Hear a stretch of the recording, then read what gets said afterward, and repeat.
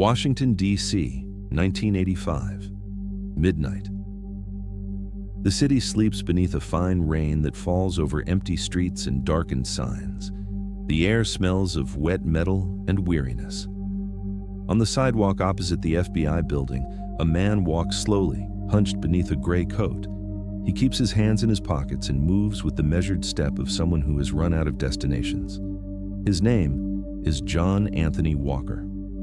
He is 47 years old, with graying hair, fogged glasses, and a sealed envelope beneath his jacket.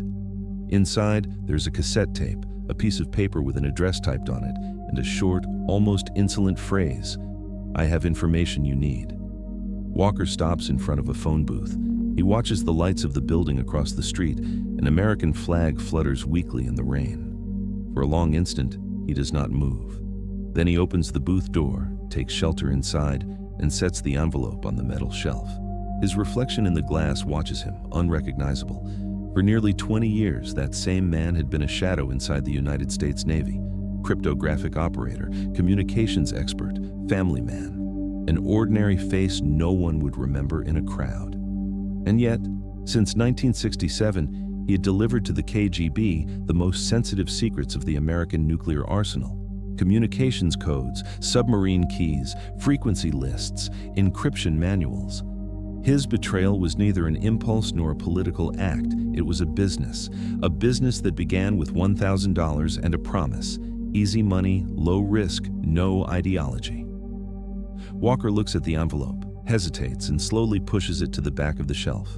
His breath fogs the glass. He knows that with that gesture, he is not handing over information, but surrendering. The network he built over 2 decades, his brother, his son, his old Navy friend, is about to collapse.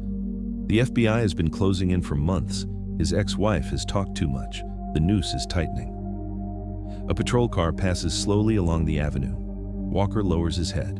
On the other end of the telephone line, the receiver rings once, twice, 3 times, until a male voice answers, "Federal Bureau of Investigation." Walker swallows. "I have something you should hear." He hangs up without waiting for a response. He looks at the booth, the envelope, the rain falling on the sidewalk. For a moment, he seems about to take it back, to run, to erase the last trace of his secret life. But he does not. He leaves the booth, turns up his collar, and walks away. The envelope remains there, anonymous, under the yellow light of the pole. Inside it, the confession of a man who believed he could outwit the world and ended up betraying his own shadow. For $1,000, he had betrayed his country. Out of fear, he was about to betray himself. John Anthony Walker was born in 1937 in Scranton, Massachusetts, into a military family of scarce means. His father had served in the National Guard, a man with a hard voice and an empty gaze, marked by the Great Depression and by the certainty that nothing in life was earned without suffering. His mother, quiet and methodical, kept the home as if it were a barracks, strict schedules, discipline, few words. Walker grew up between obedience and frustration, dreaming of escaping the narrow horizon of factories and warehouses in his town. In 1955, at 18 and without money for school, he enlisted in the United States Navy. He did it without patriotic conviction. He sought a way out, not a flag. The uniform offered him something the civilian world did not: guaranteed food, a roof, a hierarchy where at least effort was measured in ranks. In training, he distinguished himself for his technical intelligence, for the speed with which he understood communications and decryption systems. He was soon assigned as a cryptographic operator at the Norfolk Naval Base, Virginia, the heart of the Atlantic Fleet. For a time, he believed he had found his place. The encryption machines, the codes, the transmissions, everything responded to a logic he understood better than people. His superiors described him as efficient but difficult, a man who obeyed only when the order made sense. He was not a rebel, just someone incapable of silencing his skepticism. In the Navy, that was enough to be watched with suspicion. His volatile character isolated him. In the 1960s, while his peers advanced, Walker accumulated debts, poor evaluations, and nights of drinking. He married Barbara Crowley an impulsive young woman with whom he had 3 children. The marriage was turbulent from the beginning. He lived on ships, she between tedium and suspicion, mutual infidelities, money that was never enough, and wounded pride eroded what remained. By around 1966, Walker was on a slope that seemed irreversible. The family was on the brink of ruin, his military career had stalled, and his superiors no longer trusted him. Sometimes, upon leaving the night shift in the communications room, he stayed alone in front of the cipher panel, watching lines of numbers move across the screen. There, among the secret signals of a global power, he understood something he could not admit aloud. He was invisible. His talent and his years of service did not matter. The system in which he had placed his life did not even know his name. In his mind, a thought began to repeat that would, over time, become a justification. If the country does not value me, why should I value it? That sentence was not an outburst. It was the start of a new logic, intimate, corrosive. Obedience had ceased to make sense. If the rules only benefited others, breaking them was not treason, it was balance. Walker did not feel like an enemy of the United States. He felt like a man claiming overdue pay. In 1967, when his debt exceeded his military salary and his wife threatened to leave him, that idea ceased to be thought and became action. One night, he took a KL-47 cipher manual from the base's restricted archive. He tucked it into his jacket, walked out as if nothing had happened, and drove for hours to Washington. He did not yet know what he would do with it, only that for the first time in his life, he had something others did not, real value. And that feeling, more than the money, pushed him to cross the line no one crosses twice. The winter of 1967 was especially cold on the Atlantic coast. The nights at the Norfolk Naval Base were long and damp, and the corridors of the communications room smelled of metal and stale coffee. John Walker had spent weeks thinking of the same gesture: open the metal cabinet of the classified archive, take a manual, and walk out the door. It was an absurd, dangerous idea, but repetition had made it logical. Routine had made him invisible. No one would notice his absence for a few hours, nor the missing document among hundreds. That night, the shift was quiet. Shortly before midnight, Walker waited to be alone in the office. The clock read 12:47 a.m. when he turned the key to the security compartment. Inside, stacked like Bibles of a modern cult, were the KL-47 encryption manuals, the heart of Navy communications. They were simple notebooks of numbers, but each page contained the coded language by which American nuclear submarines spoke with Washington. If someone else possessed that language, they could listen to every word of the enemy without the enemy knowing. Walker took one of the manuals and placed it inside a folder of routine reports. He walked to the parking lot with the calm of someone carrying unimportant papers. The guard at the door wished him good night. He responded with a tired gesture and vanished into the darkness. He drove north through the entire early morning. The fogged windshield and the radio were his only witnesses. He crossed the Potomac at dawn and parked in front of a gray building without visible signs on a discreet corner of Wisconsin Avenue. He knew what it was: the embassy of the Soviet Union. For a few minutes he remained in the car, watching the closed windows, the uniformed guards, the winter smoke rising over the roof. His fingers were numb and his heart pounded with a rhythm he could no longer control. Then he got out, took the folder, and walked to the door. The guard looked at him, puzzled. Walker spoke softly, in English. "I need to speak with someone from intelligence. It's important." They made him wait in a small room. A tall man, dark suit, impenetrable face, received him a few minutes later. His accent gave him away. KGB. Walker placed the manual on the table. "This," he said, "belongs to the United States Navy." The Soviet officer watched him distrustfully, without touching it. "What do you want in return?" Walker thought for an instant. $1,000. And work. The agent raised his own eyebrows. He had not expected a number so low. He opened the notebook, leafed through it carefully, and stopped on a page.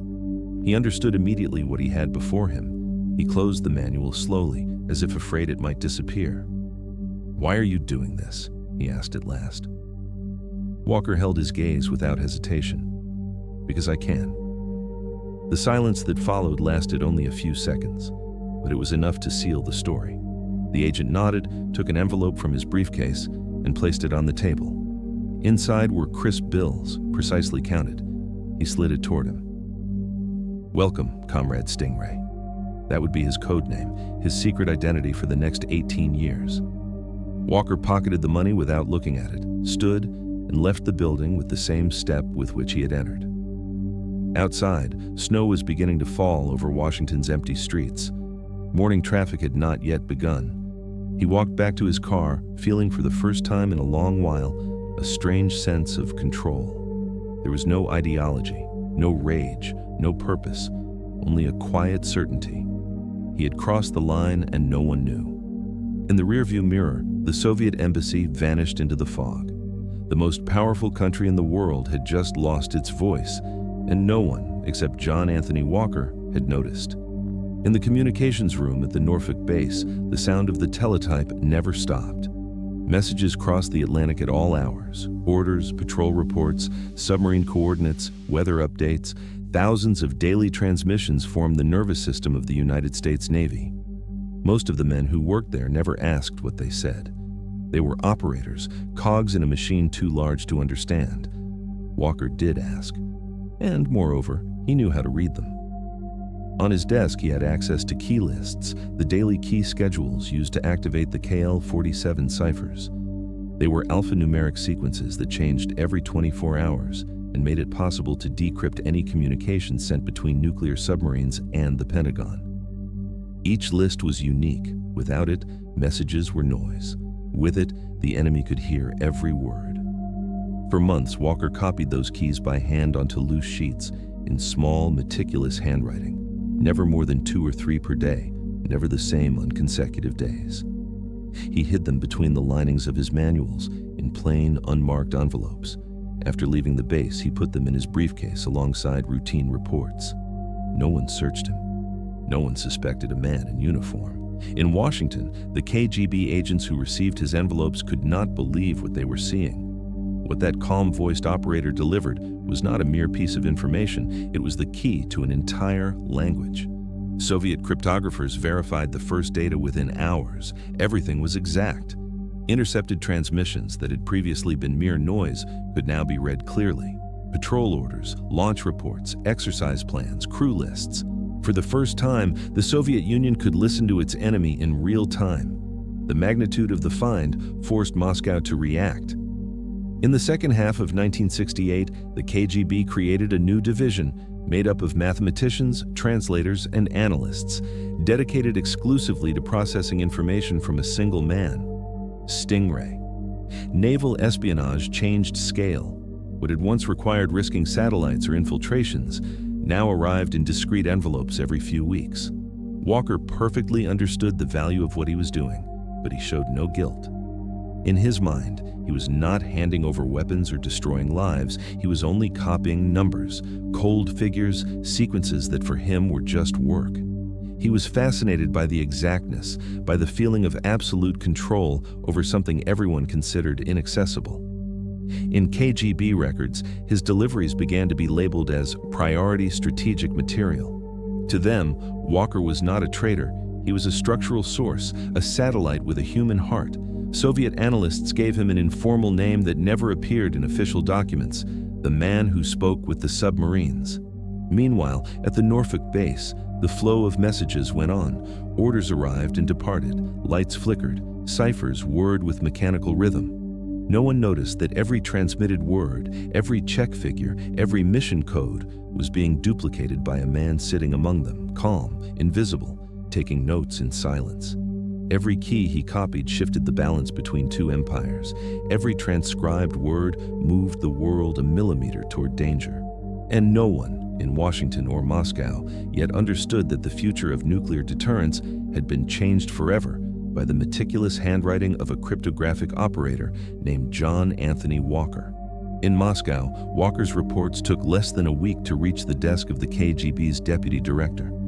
The proofs were conclusive. The codes were authentic, the frequencies matched, the intercepted messages were beginning to make sense. The American naval network, until then impenetrable, lay open like a book. The analysts of the Foreign Intelligence Directorate confirmed the unthinkable. The enemy was speaking, and they could listen. The impact was immediate. The decrypted recordings showed the positions of American nuclear submarines in the North Atlantic, transmission schedules, tactical exercises. For the first time since the Second World War, the Soviets knew where, in the ocean, the missiles that could destroy them lay. In the Kremlin's halls, they spoke of a silent victory. No one celebrated in public, but all understood what it meant. The balance of the Cold War had shifted without a single projectile being fired. In Washington, Walker continued his routine with a calm, bordering on indifference. He worked, drank, paid his debts, smiled at family gatherings. Every few weeks he placed an envelope with film rolls or key lists at a dead drop agreed upon with the KGB. Via near exchange, he found smaller envelopes with money, always exact, always counted. At first, it was $500 per delivery, then $1,000, later $3,000. It was not the money that sustained him, but the feeling of power. Months later, Moscow decided to formalize the relationship. In the spring of 1968, Walker received a note written on hotel stationery. "We will meet in person, same name, room 612.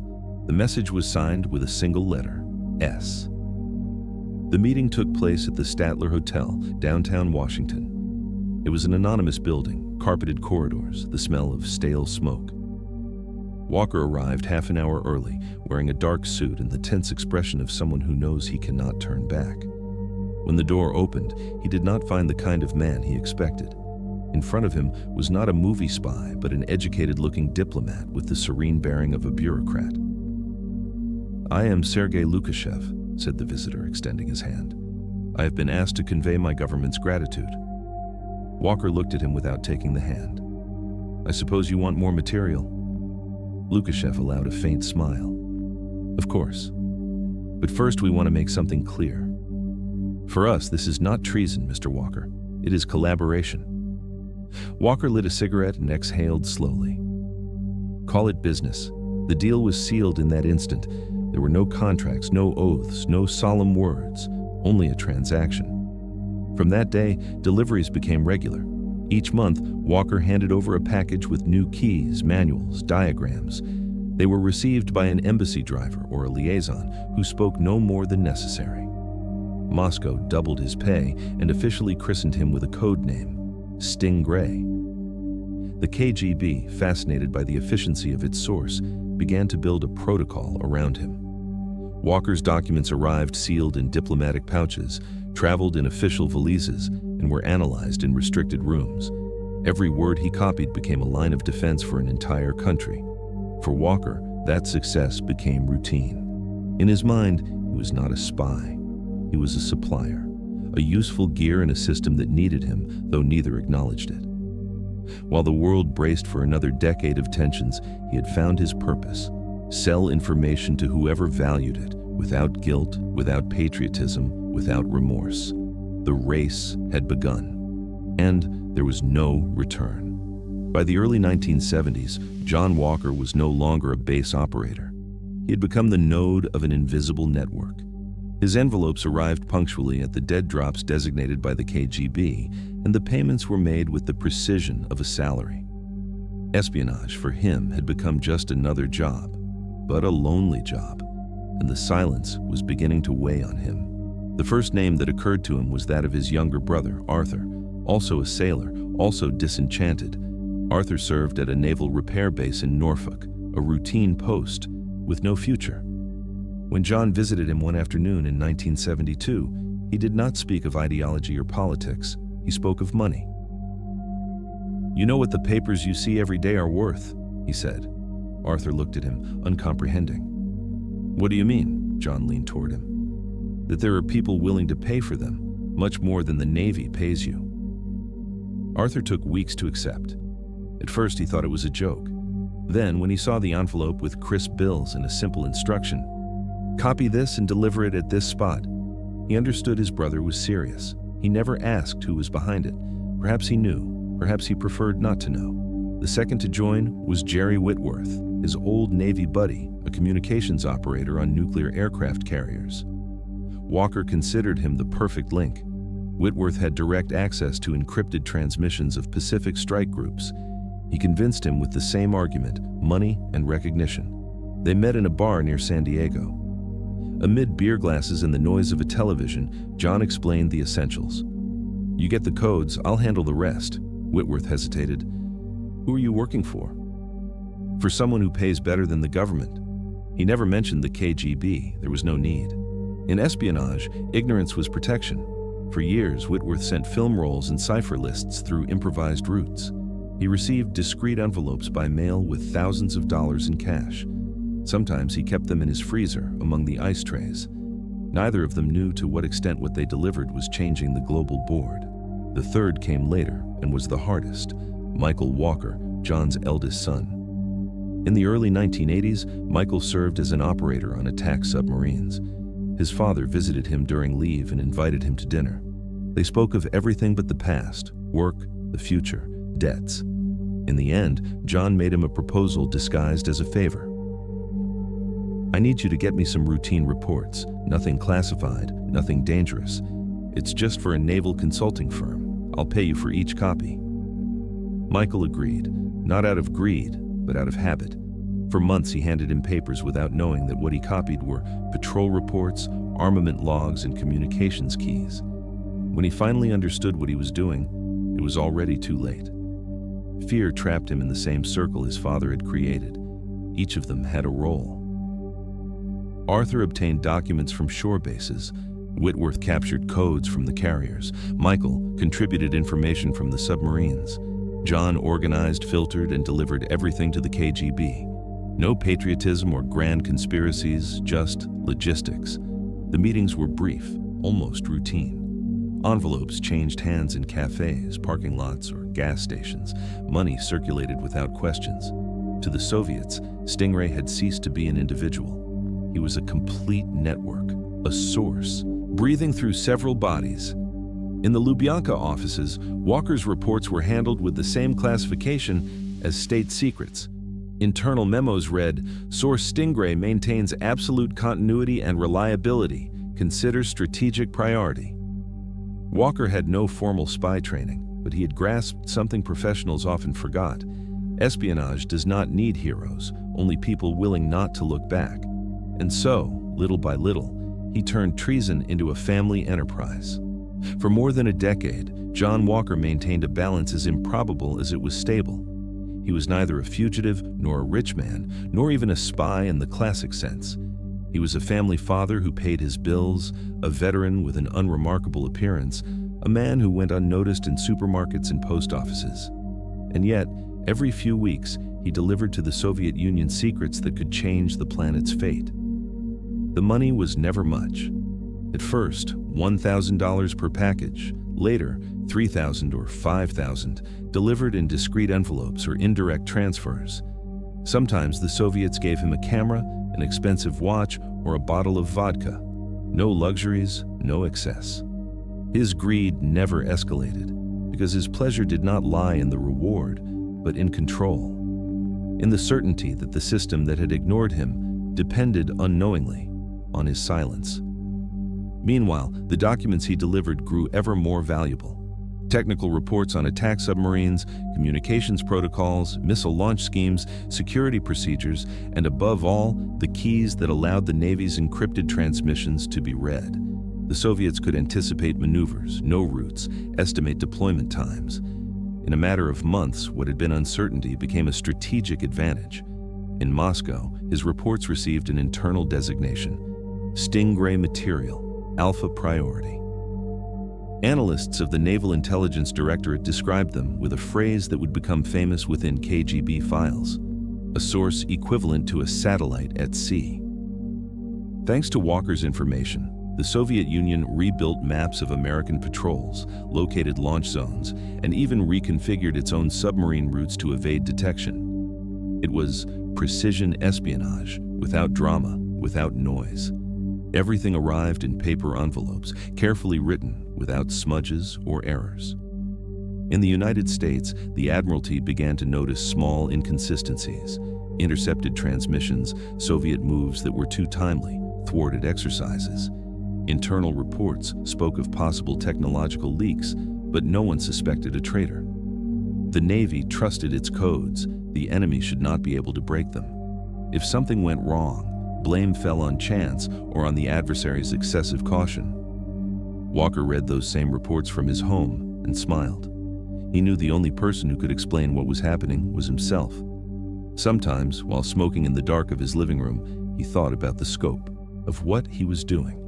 He had delivered so much that he could not even imagine how many decisions, how many men, how many routes now depended on his handwritten notes. But he felt no remorse.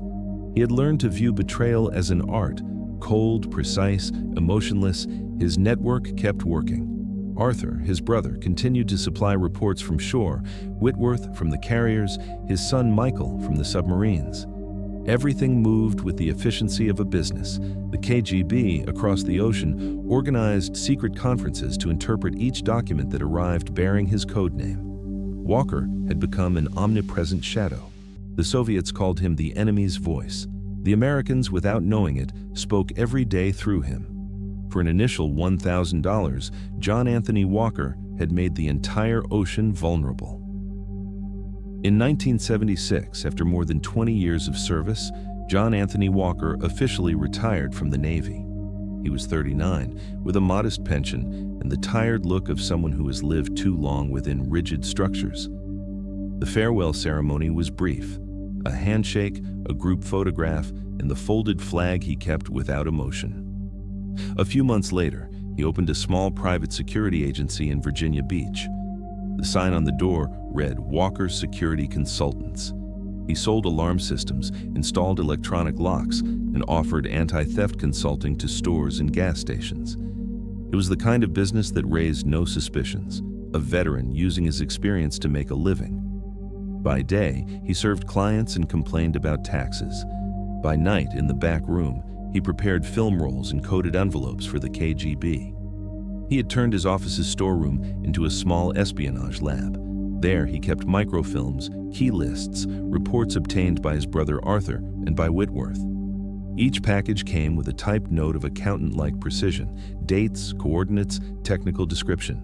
Walker had perfected his method. His deliveries were discreet, regular, clean. He drove long distances to leave envelopes at dead drops arranged with his Soviet contacts. An abandoned manhole, an electrical box in a park, the hollow interior of a signpost. He was never intercepted.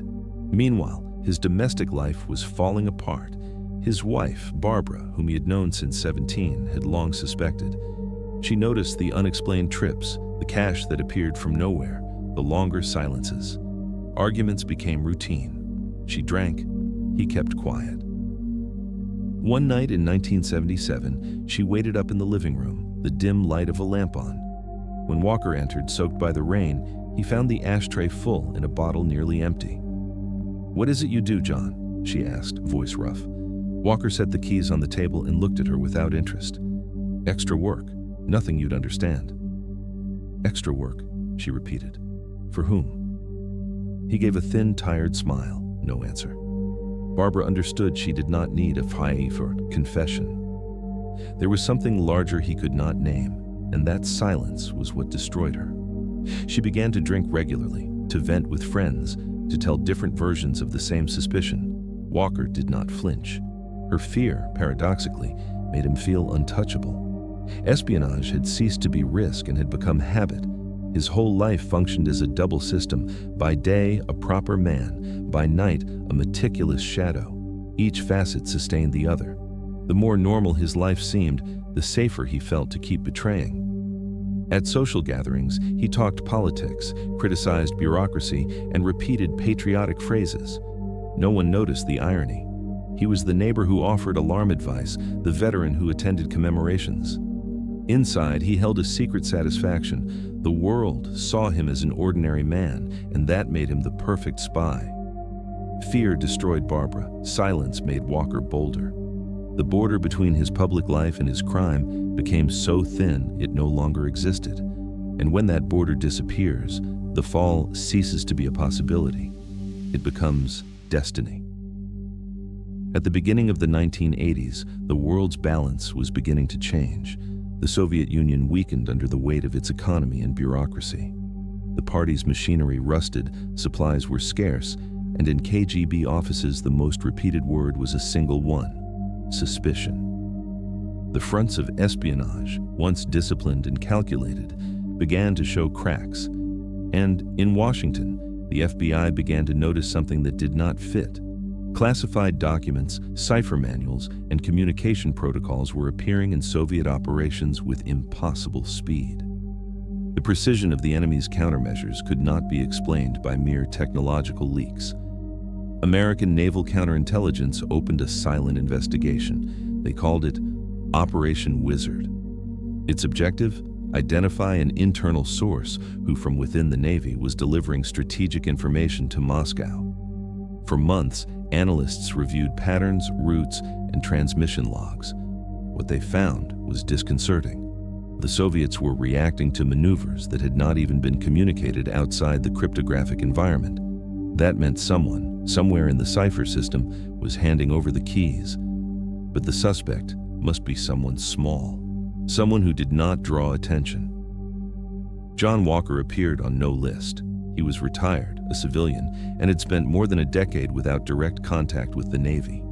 To all appearances, an ordinary man with a modest business. No one imagined he was still receiving material from 3 collaborators: his brother Arthur, his old friend Jerry Whitworth, and his own son Michael.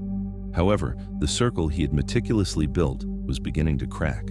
Arthur, distracted and clumsy, made procedural mistakes. On one occasion, he handed over an envelope with incomplete material. On another, he failed to destroy copies. His paranoia led him to talk too much, even to acquaintances. Whitworth, for his part, became erratic. Money had turned him unpredictable. He complained that payments were low, that he risked too much. He drank, wrote letters to Walker demanding more recognition. In one, he even put into writing words no one in his position should write: "If I fall, I will not fall alone." Michael, the son, was different. Guilt consumed him. On submarines, while operating communication systems, he felt each message might be crossing a bridge he himself had helped build for the enemy. When he returned to shore, his father's silence stifled him. In 1983, he confided to a colleague that his family had problems. He said nothing more, but it was enough to plant suspicion. Walker did not notice. His confidence was absolute. He believed the passage of time was his best ally. No spy lasted so long without being discovered. In his mind, longevity equaled invulnerability. While the FBI deployed new surveillance nets, he continued leaving envelopes at dead drops, convinced his anonymity was unbreakable. But circumstances had changed. The USSR, weakened, had begun to review its own sources. Some Soviet agents fled or were discovered. Others simply disappeared. Espionage was no longer a precise art, but a succession of desperate maneuvers. In the midst of that chaos, each information exchange increased the risk. Walker, without knowing it, kept writing the end of his own story with the same routine with which he had begun it. The same routes, the same envelopes, the same arrogance. The circle was beginning to close, and this time, he was at the center. By mid-1984, Barbara Walker lived alone in a small apartment in Norfolk, Virginia. The walls smelled of tobacco, the blinds were always half closed, and the telephone hung from its cord as if afraid to ring. She had been divorced for years, with an irregular pension and health that deteriorated at the pace of her memory. Her life was reduced to 2 routines: the silence of morning and the clinking of bottles at night. For years, she had tried to forget her ex-husband, but forgetting John Anthony Walker was impossible. In local bars, they still recognized her as the sailor's wife, and some neighbors remembered the fights, the slammed doors, the midnight shouting. Barbara had lived with a man who never told the truth, and yet never stopped trying to decipher him. That night, tired and drunk, she confessed to a friend what she had been holding back. "John is a spy," she said, voice breaking. "He works for the Russians." The friend looked at her with incredulity, then with fear. Barbara insisted, repeating the story with confused details: unexplained trips, cash that appeared from nowhere, hours of solitude in the garage. No one knew whether she spoke of memories or delusions, but the tone of her voice left no doubt. She believed it. Days later, that friend decided to act. She called a local FBI office and asked to speak with an agent. "I don't know if this matters," she said, "but a woman told me her ex-husband works for the Soviets." The conversation was recorded as an unverified civilian statement. For weeks, the report lay at the bottom of a folder until someone read it. The name on the tip, John A. Walker Jr., was a detail that could not be ignored. At that moment, the Counterintelligence Division was already investigating leaks inside the Navy. An agent, Robert Hunter, took the file and decided to review it. He did so by instinct rather than evidence. Hunter had a reputation for persistence. He had spent much of his career following cases no one wanted, weak leads, blurry testimonies, impossible rumors. But something in that story troubled him.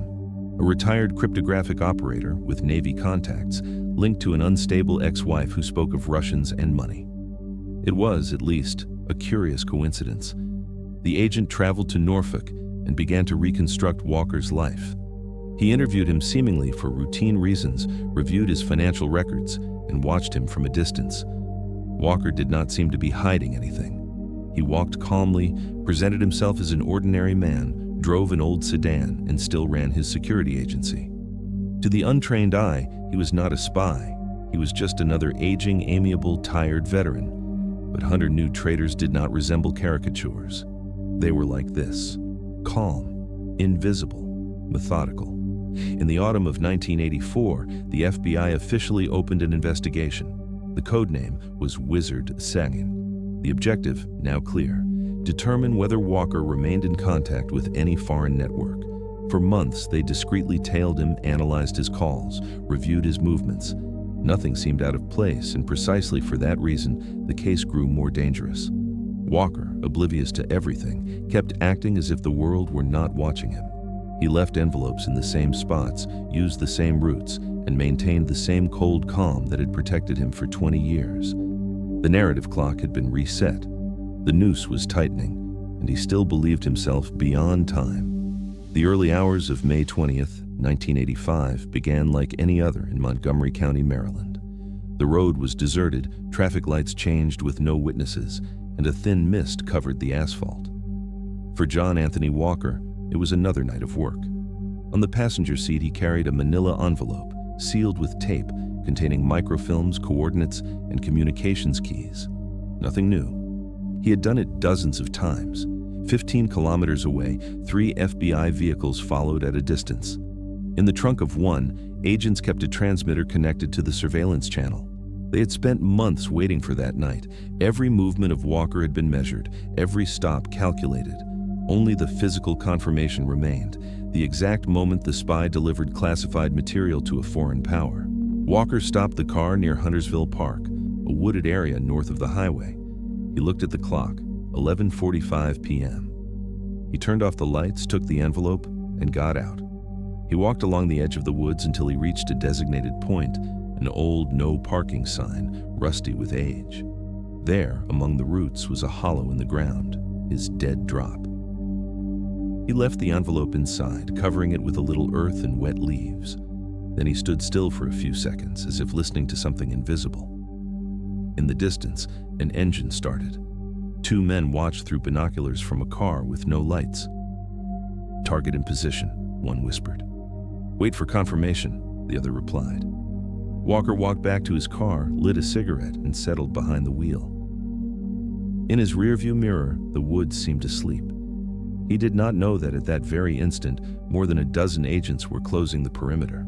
When the first pair of lights dazzled him, he did not try to flee. Another car blocked his path. 2 figures approached from the sides, guns drawn, movements firm, synchronized. "John Anthony Walker, you are under arrest for espionage against the United States." Walker blinked, exhaled smoke, and after a brief silence, smiled.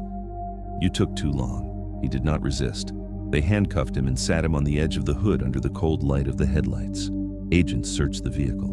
In the back seat, they found $5,000 in cash, a map with locations of nuclear silos, and a list of cipher keys with recent dates. Everything needed to close the case. At that moment, miles away, his son, Michael Walker, was also arrested at his naval base. Arthur, his brother, would be detained that same night, and Whitworth would follow weeks later. The entire network collapsed within hours, without shots, without chases. The agents read him his rights. He said nothing. He only stared at the ground, impassive, while the mist condensed around the cars. The man who for 20 years had sold the secrets of the American nuclear arsenal now sat still, hands bound, gaze fixed on an undefined point. As one agent escorted him to the vehicle, Walker murmured something barely audible. "Nothing lasts forever." That night, under the Maryland rain, the career of the spy who had made two empires tremble came to an end, and with him ended one of the longest shadows of the Cold War. When FBI agents began to classify the evidence, they understood this was not just another espionage case. The documents recovered from John Walker's car were only the surface of something that had stretched for nearly 20 years. Each microfilm, each key, each coordinate bore dates reaching back to 1967. In digital forensic labs, the figures were overwhelming. It was estimated that the compromised information encompassed more than 1 million decrypted messages between the United States Navy and its strategic units. The keys, delivered by Walker, allowed the Soviet Union to know the location and status of nearly all American submarines deployed in the Atlantic and the Pacific. The FBI's final report, declassified years later, put it without metaphor. No agent in modern history has caused damage so systematic, so lasting, and so invisible. Admiral Thomas Brooks, then Director of Naval Operations, put it bluntly before Congress. Thanks to Walker, the Soviet Union knew more about our submarines than we did ourselves. For 2 decades, Moscow had been able to anticipate the movements of the American fleet, know patrol routes, calculate safe launch zones, and decipher communications protocols. Nuclear deterrence, that precarious balance between the two superpowers, had been, unbeknownst to anyone, tilted toward the Soviet side. CIA analysts tried to measure the real cost, not in money, but in consequences. Estimates spoke of billions of dollars in security protocols that had to be replaced, dozens of operational strategies rewritten, and years of tactical advantage lost. In the words of a veteran counterintelligence agent, Walker did not sell documents, he sold time. And in the Cold War, time was the difference between war and survival. In Pentagon offices, the discovery provoked more than indignation, it provoked fear. If a cryptographic operator with limited access had managed to keep an open channel for nearly 2 decades, how many more could exist? Protocols were reviewed, procedures rewritten, communications armored, but the damage was already done. The KGB had built, with Walker's deliveries, a perfect map of the American naval structure. During the most critical years of the confrontation, while American submarines sailed under Arctic ice or off Soviet coasts, Moscow knew exactly where they were. That information, archived in windowless rooms in the Lubyanka, had changed the military strategy of an entire superpower. When FBI analysts closed the last report, the conclusion was as dry as it was inevitable. For 20 years, the naval security of the United States depended on a man who sold it for $1,000. John Anthony Walker was sentenced to life imprisonment on January 6, 1987, for espionage and conspiracy against the United States. His son Michael, his brother Arthur, and his old friend Jerry Whitworth also received long sentences. None of them spoke to him again. The network he had built with precision over 2 decades crumbled in a matter of months, not by the action of intelligence services, but by the weight of his own decisions. He was transferred to the Federal Correctional Complex at Butner, North Carolina, a medium-security prison ringed by wire and pines. There, he would spend the rest of his life. Guards described him as a quiet, almost courteous inmate. He read, wrote occasional letters, walked in circles in the yard, and watched the news on the common room television. He never sought privileges or showed remorse. When a journalist interviewed him years later, Walker simply said, "The country I betrayed had betrayed me first." He said it without anger, without emphasis, as one recites a personal truth more than an excuse. He never asked forgiveness. He never wrote memoirs. He turned down offers from publishers and documentarians who wanted to buy his version. He said stories only serve the naive, and truth owes nothing to anyone. In prison reports, psychologists noted a constant, total absence of guilt. Walker did not consider himself a traitor or a patriot, but a man who had seen a crack in the system and exploited it. In a letter seized by guards, he wrote, "I fooled the system. That is enough for me."